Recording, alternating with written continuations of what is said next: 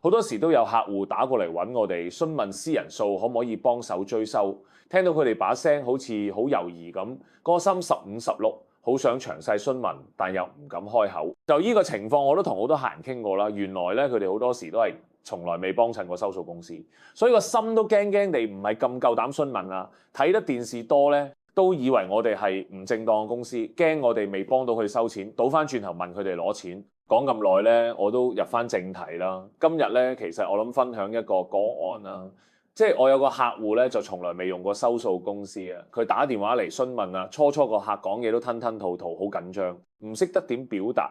咁後來咧，我倒翻轉頭咧，仔細咁問佢問題，先知道原來佢朋友代佢老公向我個客借咗60萬。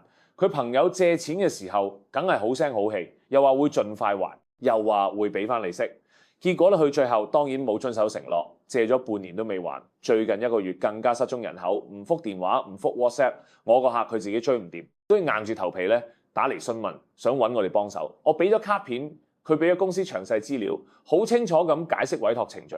個客聽完我講之後，都覺得我哋追數行業已經發展得好成熟，咁啊完全唔係睇電視咁樣用埋啲踩界手段咁。我哋用咗唔夠1個月時間，因為我哋已經拎住欠債人嘅痛處，對方梗係好快還錢。個客當然好多謝我哋，客人講翻原本佢都諗住放棄，因為對方係朋友關係，借錢嘅時候咧冇寫借據，淨係有 WhatsApp 對話記錄，就係憑住呢啲證據咧，佢估唔到我哋真係可以幫佢追翻條數。咁所以私人數就係咁。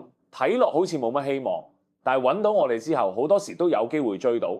如果你哋手頭上都有條數，唔知點樣處理，就請你即刻按下面個連結，即時聯絡我哋，我哋就會立即分析你嘅個案，幫你追翻條數。